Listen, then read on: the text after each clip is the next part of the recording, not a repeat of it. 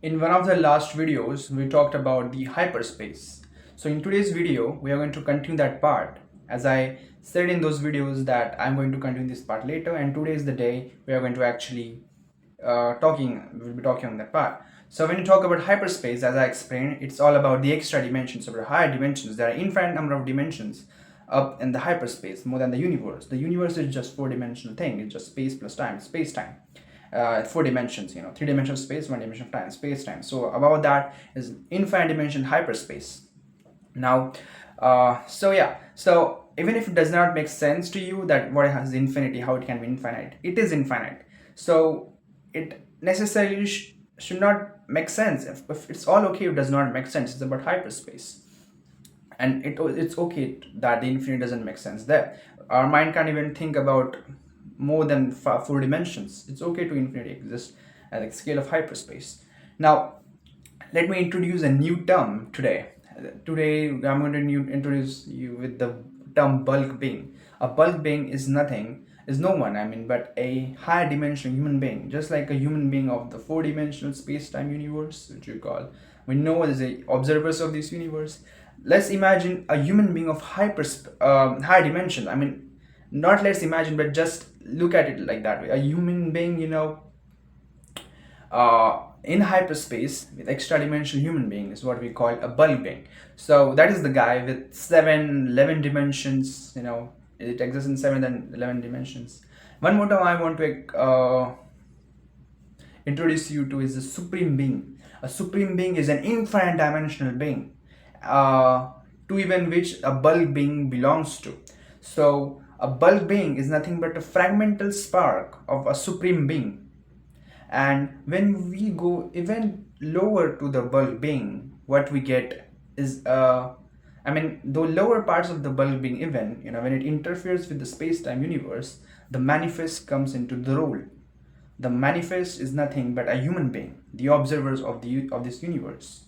So as I explained, the supreme being is infinite dimensional being, and as we go lower in dimensions, it fragmental spark, a bulk being. We are the bulk beings. We are.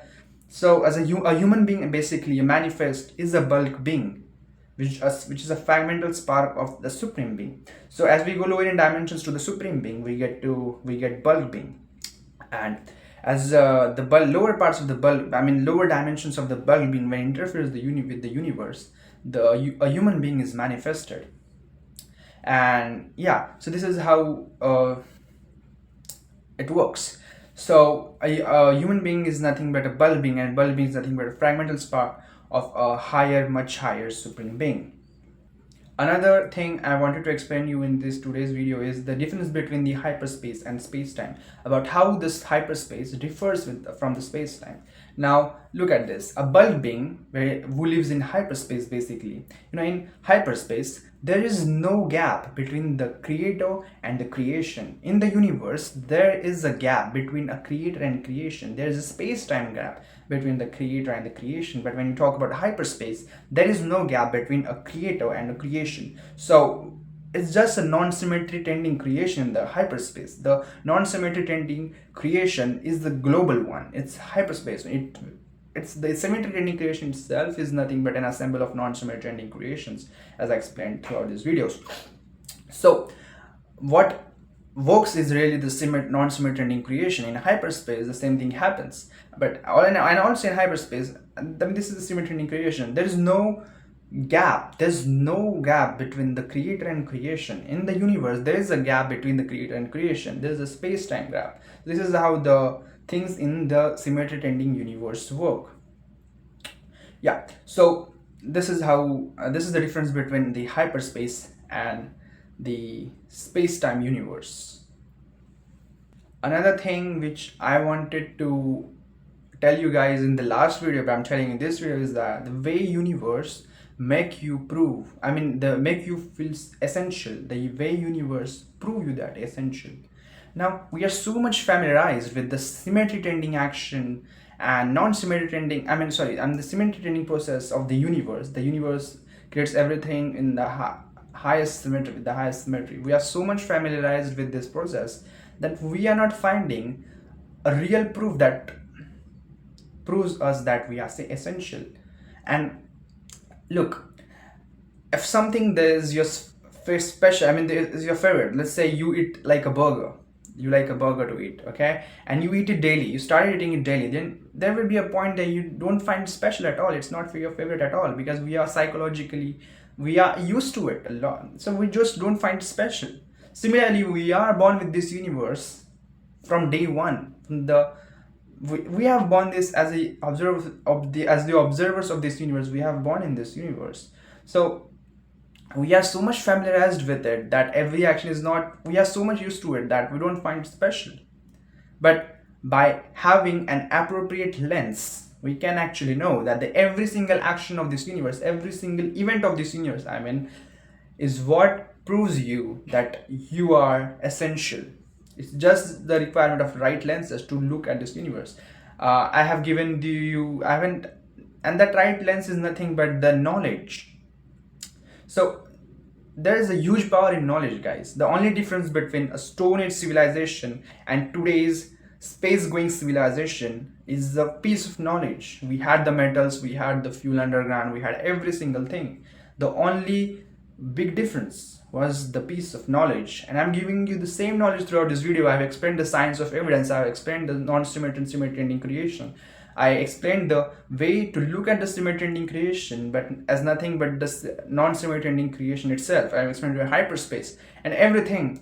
And I have also explained you the science of evidence, which actually teaches one about how to ask the right evidence. And so I have given you a lens of knowledge, that I have given the lens to look at the universe super clearly. And when we use that lens, then is when you know that the universe proves through its every single event that the observer of this universe is essential. The universe has been created under the cause of the observers of this universe. This is how it works. Until now, you must get to know this. Until now, you must embrace this fact that the universe has been created under the cause of the observers.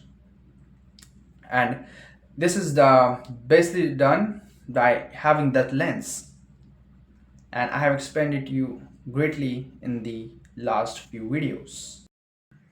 So returning back to the point, this universe makes you special. I mean, the universe, the way it is, everything is just a pre-preparedness. It's pre-preparedness for everything. It's even, and whatever preparation you're looking at the universe, we can actually predict a lot of things, in symmetry ending universe using physics, which is nothing but a study of symmetry ending universe itself. But the universe itself is the preparation of that preparation. That's what I'm calling it, the pre-preparation.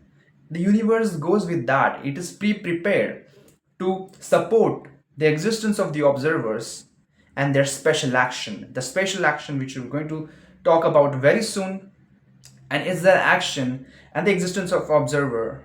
I mean, the existence of observer and the observer performing that action, which matters to the entire universe. And the universe has been created under the cause of that. So this is for today's video, and we're going to talk much about other things and what about that special actions, whatever we talked about in this video, and more about the about those actions and the cosmic perspective, whatever we have, etc. So this is just for today's video. And again, if you're finding this concepts difficult, then please do grab my book, The Next Level Observer Effect. I have given an entire year writing that book. I have mentioned the concepts in very detail in these videos.